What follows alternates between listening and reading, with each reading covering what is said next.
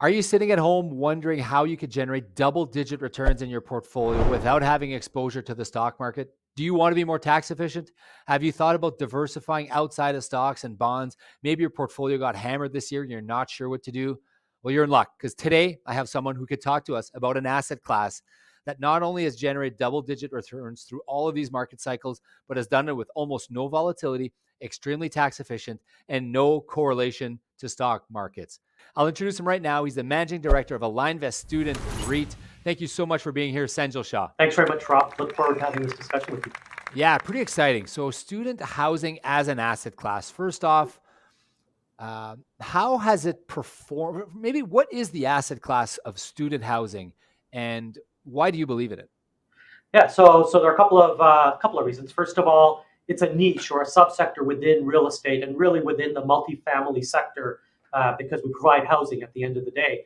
But we provide housing to students, and we provide housing to students who are attending Canadian universities. So we try and be close to university campuses across the country. And the question of why, it's driven by economics 101. If you think about back when you were in university, supply and demand, where they intersect, that's the equilibrium point. We have the perfect lack of equilibrium in student housing. Supply is really, really low across the country. Demand is really, really high, and demand is growing with the growing enrollment at our post-secondary institutions across the country. So we find ourselves in that kind of perfect storm or economic imbalance where demand just continues to outpace supply every year. And the proof right now is we're running at 99.9% occupancy. We have 4,700 beds in our portfolio. We have less than a handful of empty beds that are available for students to live. Really interesting piece about the supply and demand there. So maybe talk a bit about that, the supply and demand. So why do you think there's an imbalance there? Yeah, well, so there's an imbalance. So, if you think about supply, historically, it's been difficult for developers to build student housing. It's an operationally intensive business. It's not like building apartment buildings where a family moves in and that's it. You don't really have to do anything. And when the family moves out, you put a sandwich board out front and wait for the next family to move in. Student housing, you're catering to students, first of all, very different tenant base. You have to deal with the universities. You have to have a positive relationship with the universities. But ultimately, it's the parents that you're dealing with, right? The parents are paying the rent. It's the first time for many of these children that they've left home, and the parents are entrusting you to take care of their kids. So it just makes it very different from an operational perspective. Let's talk about that operationally. So historically, real estate asset, owning real estate, you put a management company and you just manage the turnover, right? People moving out, people moving in. If you get too much vacancy, you reduce the rents. If you get too many people applying, you increase the rents and you just manage vacancy, right? That's historically what it's been. This is different. This is very different. So a little bit of that, but what's really, really making this different is, our tenant base is students. Students graduate and they move out. On average, we have about 50% annual turnover every year. So we just did our leasing for September 2022. We had 55% of our tenants move out. That means 55% of tenants moved in. The remarkable thing is, it happens on the exact same day. Every tenant moves out and in on September 1. So you can imagine it's an operational nightmare, unlike any other business that's out there. Yeah, you got to manage obviously your staffing around that time. You could be lean the rest of the year, but obviously you can't be lean in August. You got to make sure you're fully leased up. I want to talk returns real quick. You guys have generated some really solid returns, double-digit returns for clients. Do you want to? Can you share a little bit about your returns and how long you guys have been doing this? Yeah. So we started in June 2018. So we're coming up to our 4.5 year mark. Our net annualized returns are about 10.5%. Approximately half is from our distribution. We pay out an attractive, tax efficient return of capital that's about 5%, and the rest is the appreciation in the property values. What's really driving the appreciation in the property values is the growth in our net operating income or just our income, and that's really a function of how frequently we can raise the rents. In rent controlled environments across Canada, it's tough to raise rents. In student housing, the students move out, the next cohort moves in, and we can reset rents. Okay, let's go back to your yield. So the returns. So you've generated 10.5%. You said roughly 5 of that is distribution. Yeah, 4.9%. Okay, so someone buys a unit of your fund. They've been collecting 5% distribution since they bought it. That's paid monthly or quarterly? That's paid monthly, and it's 100% return of capital. Our Okay, buildings are relatively new, on average less than 10 years, so it's generating a lot of tax depreciation and shielding all the income. right. So the cool thing about that, if you're watching this and you don't really get that, is effectively you do not get a T3 or a T5 in the year you receive the income. It's completely tax deferred. Anything that's a return of capital is effectively a depreciation of the value of the real estate, and you're going to pay at some point down the line when you do sell the asset or the asset class or the units, but you're not getting that. You're deferring, and when you are paying tax, it's going to be a capital gain. It's not going to be, interest income or dividend income. It's going to be the most tax favorable income. So you're deferring it, one, and two, you're reducing the rate of tax that you're paying on it, which is probably the reason I love real estate as an asset class for non-registered and corporate accounts. It's unbelievable. So 5% yield, and you guys have also generated the growth, and you talked about the growth. So people think growth in real estate, they think, oh, inflation, it went up 1 or 2 or 3% or 4%.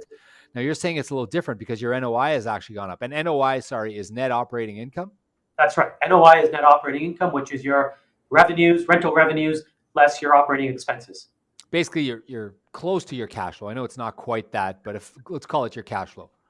Yeah, it's similar. The cash flow would also subtract your mortgage interest, your capital expenditures, et cetera, to come up with your AFFO. But in our context, you always look at real estate performance in the function of what's your net operating income, right? And our net operating income increases because this year, as I mentioned, we had pretty high turnover, 55% turnover. We were able to raise our rental rates. Our net rental rate increased by 13.2%. So in the context of inflation running at around 7% in Canada, over 2022, to be able to outpace inflation by 6% plus, it's huge. So you're capturing that inflation. You're capturing more than that inflation, which means that your NOI is going up more. Obviously, your expenses are probably going up as well. But shouldn't that? Okay, so that would mean cap rates, assuming cap rates stay the same, your value of your real estate should have appreciated a lot this year, right? Absolutely, right. So the value of our real estate appreciated a lot, but we're also we're in a growth business, right? So we started this business just over 4 years ago. So the assets that we've acquired over that time, we're now starting to run efficiently. So we're building in to our valuation, which is great because it's no longer a hypothetical game. Can we actually deliver these types of results? We are now getting to the stage where our operational efficiencies have been put in place, and we're now executing our business plan exactly as we told everybody we would 4.5 years ago. And heading into 2023, we're very excited because the outlook is very positive for our business. We had 55% turnover last year. That means the 45% of students who stayed, a large portion of them will move out next year, and we'll see similar robust rental rate growth. Okay, so the cap rates, have they moved in this space? The cap rates have not moved in terms of our portfolio cap rates. What is moving is what has moved over the last couple of years is the vendor expectations. So, the cap rates that were being demanded by vendors as real estate valuations started to rise, the cap rates started to decrease, driving up the valuations. But our portfolio-wide cap rates have remained relatively constant over time. When we do an incremental acquisition in a market we're in, the appraiser adjusts the cap rate to whatever the marginal acquisition cap rate is. But we don't really adjust quarter by quarter unless there's a. So Sanjil, I'm not asking you. So to be clear, I do want to ask you about appraisal and how you're doing that. But for now, I'm just asking: do you think that the cap rates in the student housing sector have moved? Yeah, absolutely. So to answer your question there, yes, I think what's happened is over 4.5 years, investors have better understood the risk profile of this asset class. And when you understand the risk and the lower risk, then your acceptable cap rate, which is just a function of your risk, it should come down, right? So we are seeing that. Yeah. So basically, for those at home wondering what this all means, basically the selling value or the value of an asset class in the real estate space is basically the NOI times the cap rate, effectively Divided by cap rate. divided by the cap rate. The higher the cap rate goes, the more the cheaper your asset becomes. The lower your cap rate goes, the more valuable your asset becomes. So cap rates have gone down quite a bit in the early years. Are they moving up now that there's a pressure on interest rates and we're seeing that increase in cost of carrying this real estate? Yeah, so that's a great question, and I would say that we are not yet seeing cap rates move up in tandem with interest rates, and really that's because of what I just said a second ago. Inflation is causing NOI to grow so rapidly that vendors are not willing to leave that money on the table, right? If vendors are taking the position, and rightfully so, that the cap rate is what it is over the long run, over a longer duration the risk of this asset has not changed and the cap rate should remain what it was. Just because interest rates are moving up and down and fluctuate, the actual risk profile of the asset does not have to move in tandem with that. And that's because we can reset rents annually. Right. Okay. So you're generating about 10.5% returns distributed monthly. Your unit holders have liquidity, meaning they're able to convert this to cash. How does that work? Quarterly? Yeah, so we have everything monthly. We provide for monthly subscriptions, redemptions, and distributions. There we do discourage short-term investors. So if you're going to invest for less than 2 years, there are early redemption penalties, and after 2 years, there are no penalties. There are also limits, as there are with almost any other real estate fund out there. At the end of the day, investors are giving us their capital, their money to buy property, right? They don't want us to hold it all in cash. So we do have limits in place to make sure that nobody can game the system, and we can't have a run on the cash that's available. Needless to say, we've managed to service all redemption requests as they have come in 100% over our history.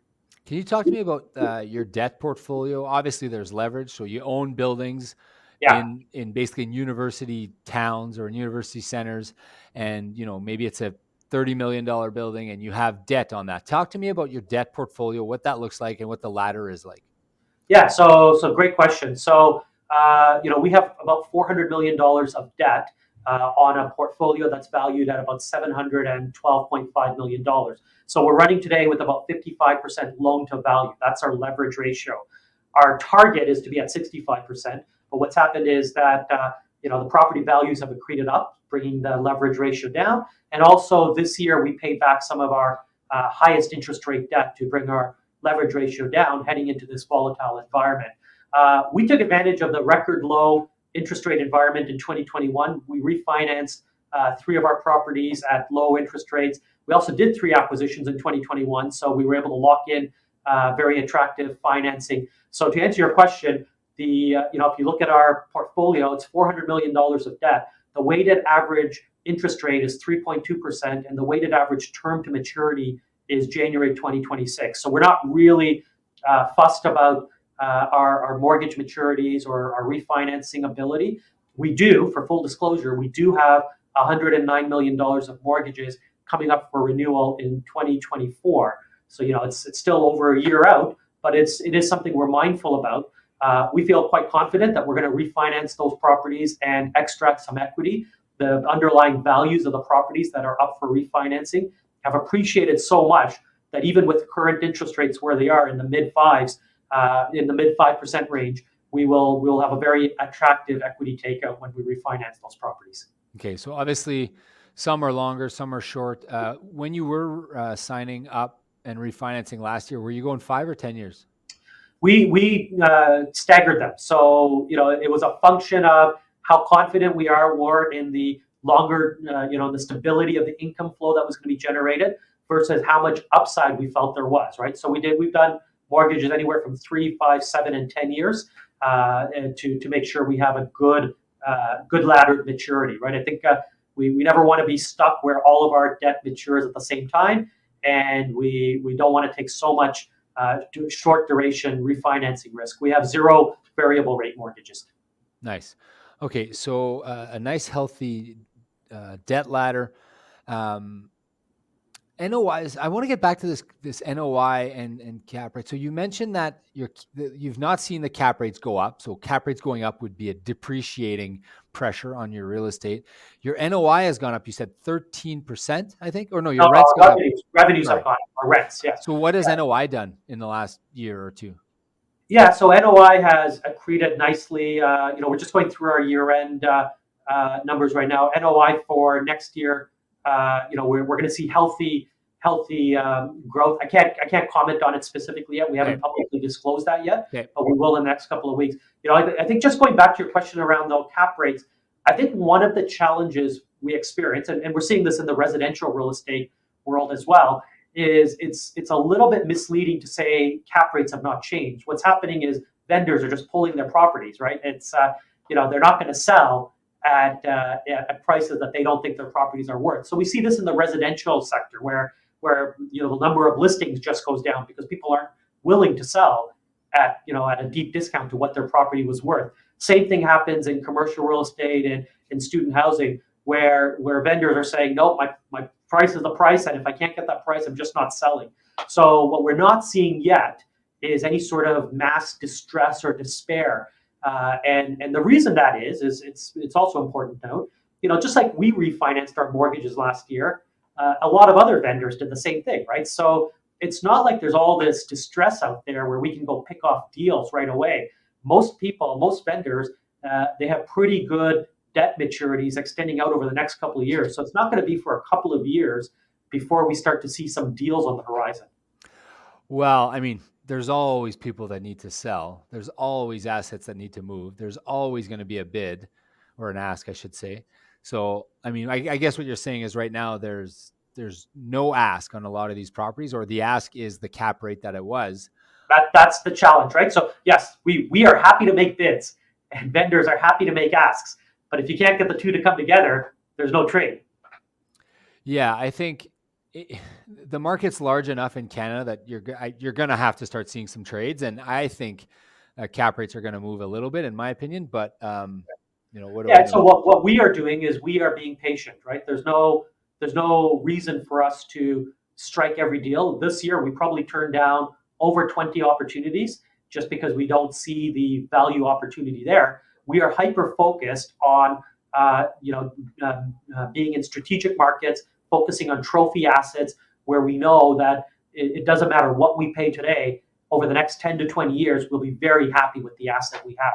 So we're being hyper disciplined, hyper focused, very targeted in the types of assets we're looking at today.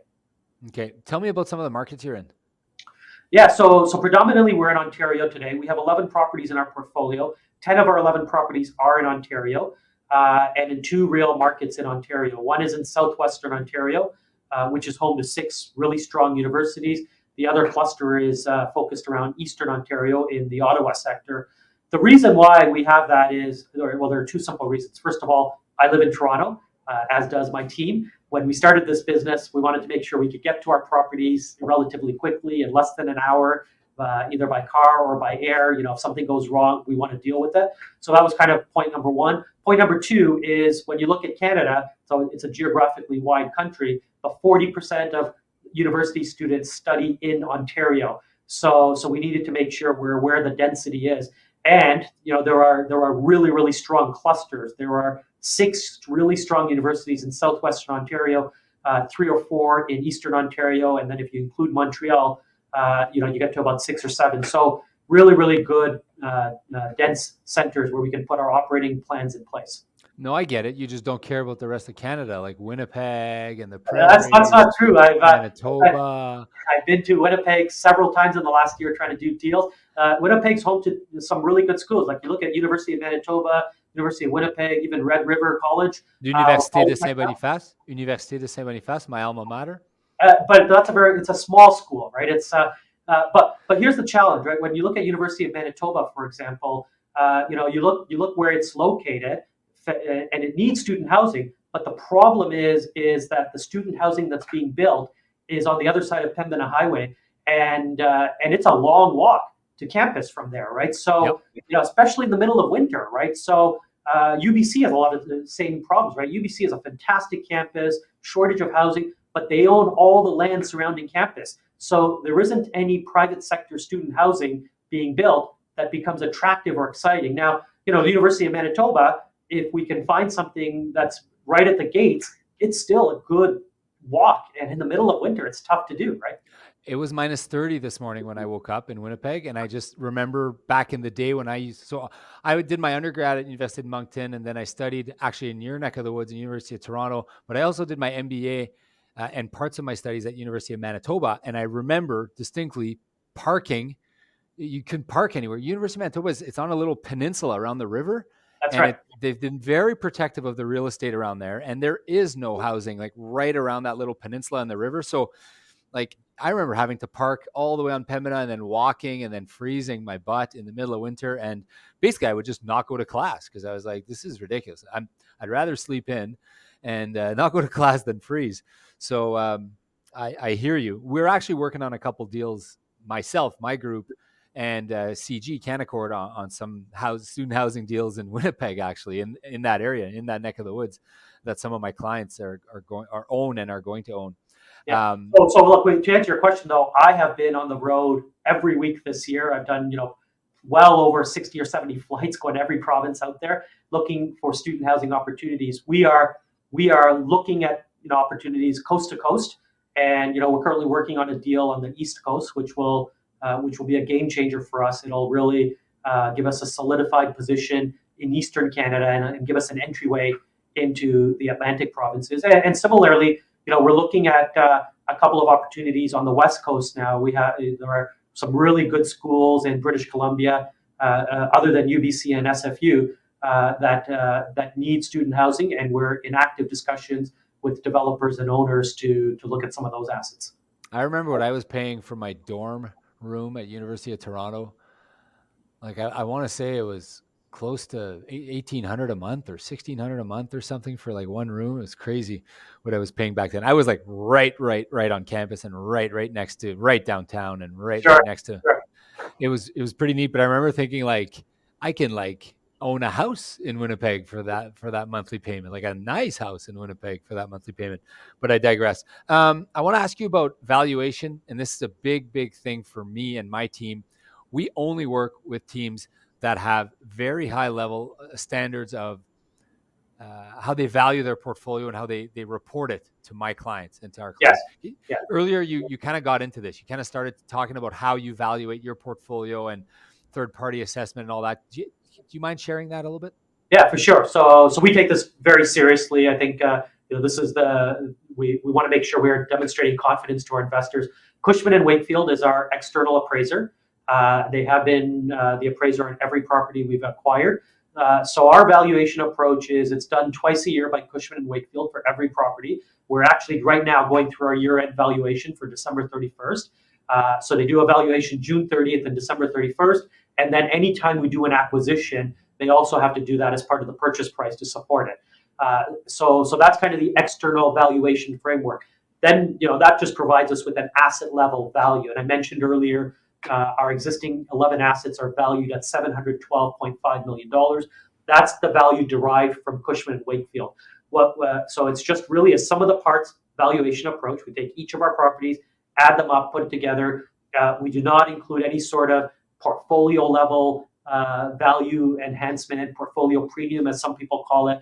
We don't include any incremental value for the value of our debt.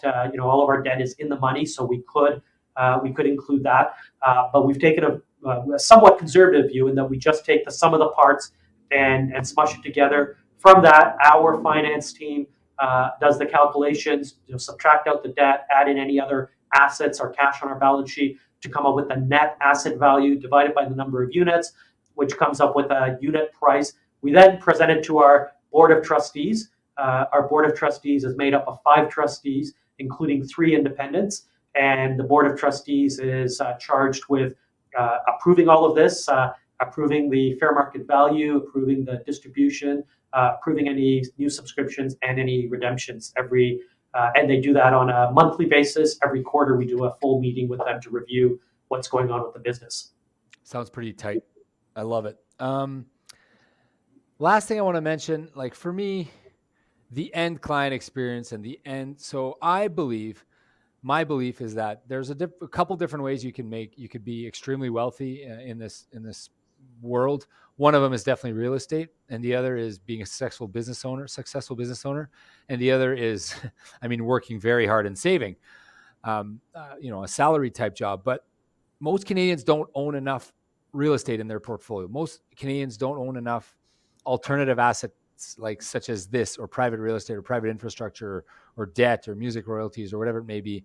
So I'm glad that you guys are doing this. I think it's an unbelievable way for Canadians to get exposure to an asset class that is incredibly stable. It's incredibly defensive. During COVID, like COVID happened, they shut universities down and you guys didn't miss a beat. Like it's crazy. So incredibly defensive, incredibly solid in terms of returns. You're getting double-digit returns and uncorrelated to the stock market. What are you guys returning this year? Bet you you're up 8 or 9 or 10%, something like that. Yeah, I think, well, we don't know what the December numbers yet, but we should be high single digit returns this year. Yeah, in a year where the market's down a ton, you guys Yeah, delivered again on average with what you've been delivering, which is proof if you're an end user that this is uncorrelated, right? You absolutely. want in a real diversified portfolio, you want assets that do not move in unison, right? Stocks got hammered, guess what? Bonds got hammered, right? Stocks perform well. Typically, corporate debt and corporate bonds will perform well. So this is a real way to diversify your portfolio. So I know I'm preaching to the choir because you are the guy that first talked to me about this as an asset class. I don't know how many years ago, and I'm glad that my clients own some of your assets, and they will continue to do so in the future because extremely tax efficient, uncorrelated assets. It's true diversification. It provides phenomenal risk adjusted returns, and it's probably going to generate outperformance on a nominal basis relative to stocks in the next 5 years. That's quite possible, right? Absolutely. I think everything you said is exactly how we look at this asset class. And I think one of the points you made earlier is it's a business and it's real estate, right? This is a operating business first and foremost, and so the distributions we are generating and paying out, the return of capital every month, that's because the business itself is sound and generates that income. So that will continue to be sustainable and deliverable to our investors, irrespective of what happens with the value, but the value growth opportunity is also there. I love it. I love it. So I do want to thank you for your time. I know time is tight. That's all the time we have today. So thank you once again, Sanjil Shah, for being here, managing partner at Alignvest Student Real Estate. It's a REIT. You could get it through your investment advisor, but you probably can't. You can get it through us. Give me a shout if you want to chat about this or anything else that's on your mind. Go to www.speaktorob.com. You could book your no obligation consultation. We could talk about, does this fit in your portfolio? Should you own some of this? If yes, how do we get some for you? Reach out to me, www.speaktorob.com. Don't forget to like, subscribe, smash that red button. Give us a follow. We'd love to hear your comments as well. If you've done something like this, or you'd like to do something, or you have comments about what we've talked about today, put them below. And once again, thank you for tuning in. Sanjil, it was a blast to chat with you today. We will do this again. Thank you. Thanks, Rob. We'll see you in the next video, guys.